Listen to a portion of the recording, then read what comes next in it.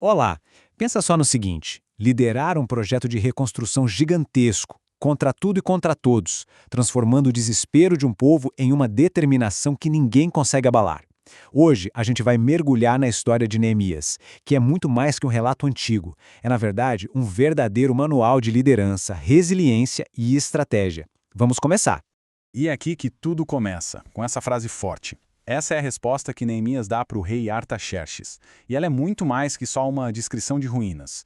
Sabe, isso aqui é um lamento, que revela uma dor pessoal muito profunda e um senso de dever que não dá para ignorar. A crise aqui não está só nos tijolos, está no coração de um homem. Para a gente entender o tamanho do que vem pela frente, a gente precisa saber quem era esse tal de Neemias. Ele não era tipo um general ou um político importante lá em Judá.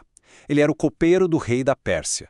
Pensa numa posição de confiança absurda, vivendo no luxo do palácio mais poderoso do mundo, mas sempre com o coração numa terra distante e devastada. É bem aí, nesse ambiente, que chega uma notícia que vira o mundo dele de cabeça para baixo. E a notícia era péssima. E esse slide mostra que o problema era duplo. Sim, as muralhas estavam no chão, os portões queimados, o que deixava a cidade totalmente vulnerável.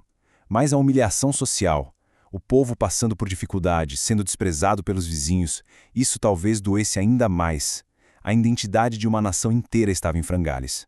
E o que Neemias faz primeiro? Ele não sai correndo para desenhar um plano de engenharia. Não, a primeira reação dele é sentar, chorar, jejuar e orar. Por dias. Essa fase de reflexão profunda é a base, o alicerce de tudo o que vem depois. E isso aqui ensina uma coisa muito importante. A grande liderança, muitas vezes, não nasce da pressa e do barulho, mas do silêncio e de um propósito muito claro. Bom, agora a gente chega num momento tenso. Neemias precisa apresentar o plano dele para o homem mais poderoso do mundo, o rei Artaxerxes. E veja bem, isso não é só pedir uns dias de folga, não. É uma proposta de altíssimo risco que podia custar para ele não só a carreira, mas a própria vida. E é aqui que a gente vê a genialidade tática de Neemias. Ele não improvisa, ele tem um plano bem definido, em 3 etapas. O passo 1 é a preparação espiritual, mental. O passo 2 é o pedido ousado, não só para ir, mas para reconstruir. E o passo 3, que é uma jogada de mestre, é garantir os recursos. Ele pediu cartas oficiais para passar seguro pelos territórios, e até uma requisição de madeira da Floresta do Rei. Ele pensou em absolutamente tudo. Então, com a permissão do rei e tudo o que precisava em mãos, Neemias chega em Jerusalém. Mas a primeira atitude dele é surpreendente. Ele não convoca uma reunião gigante, não faz um discurso, ele vai, à noite, escondido, e inspeciona as muralhas. Ele precisava ver o tamanho do estrago por si mesmo, sabe? Sem ninguém contando história antes de inspirar qualquer outra pessoa a agir. Essa linha do tempo mostra a velocidade impressionante da liderança dele. 3 dias de análise quieta e no 4º dia ele age. Ele apresenta a visão dele, mostra que tem o apoio do rei e a resposta do povo é uma só, imediata. Vamos começar a reconstrução. Pensa bem, em 4 dias, o que era a dor de um homem só virou o projeto de uma cidade inteira. E o mais incrível é ver quem botou a mão na massa. A reconstrução não foi terceirizada, não contrataram uma empreiteira. Foi um esforço de toda a comunidade. Sacerdotes, ourives, perfumistas, governadores e até as filhas de Salão. Todo mundo assumiu a responsabilidade por um pedaço do muro, muitas vezes o pedaço que ficava bem em frente à sua casa. Isso criou um sentimento de isso é nosso, sabe? Uma urgência que dinheiro nenhum compra. É claro que um projeto desse tamanho ia incomodar muita gente. Alguns líderes locais, como Sanbalat e Tobias, olham para aquela muralha subindo e não veem segurança. Eles veem uma ameaça direta ao poder e à influência deles na região. E pode apostar, eles não iam ficar só olhando. A primeira tática deles, o deboche, a zombaria. Essa frase aqui é o exemplo perfeito da guerra psicológica que eles começaram. A ideia era bem clara, acabar com o moral dos construtores, fazer o trabalho deles parecer inútil, ridículo. Só que eles subestimaram a determinação daquele povo. Uma determinação que nasceu na oração e num propósito muito claro.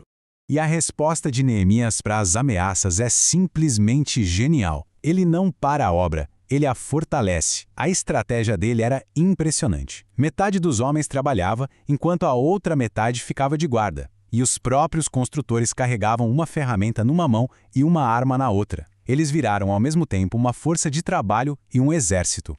E então, mesmo com todo o deboche, as ameaças, as conspirações, a gente chega no ponto alto do projeto. Aquilo que parecia impossível Aquilo que era piada para todo mundo se torna uma realidade de pedra e cimento bem na frente de todos. 52. Em apenas 52 dias, a muralha de Jerusalém estava de pé. Vamos parar para pensar no que isso significa?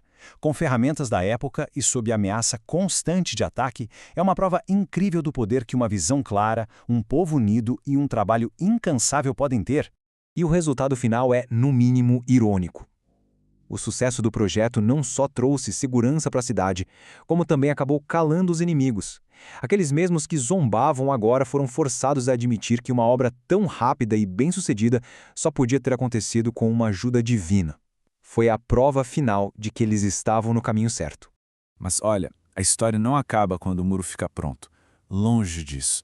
Na verdade, o muro era só o começo, era só o palco para a coisa mais importante que vinha depois. A verdadeira missão de Neemias não era só física, era sobre restaurar a identidade, a dignidade e o espírito de um povo. Agora que a cidade estava segura, Neemias parte para arrumar a casa por dentro. Ele bate de frente com a injustiça social, onde os ricos exploravam os pobres, um problema que estava destruindo a nação por dentro. Ele reúne o povo para ouvir a leitura da lei, reconectando as pessoas com a sua própria história. O muro, no fim das contas, deu o espaço seguro para que a comunidade pudesse finalmente começar a se curar. E no fim fica uma pergunta que atravessa o tempo, né? A história de Neemias é uma aula de gestão de projetos, com certeza. Mas o legado dele levanta essa questão. O muro ele levantou em 52 dias. Mas reconstruir a cultura, o coração de um povo, isso é um trabalho que não tem data para acabar. É um desafio que sai de lá, daquela cidade antiga, e chega até nós, nas nossas comunidades hoje em dia.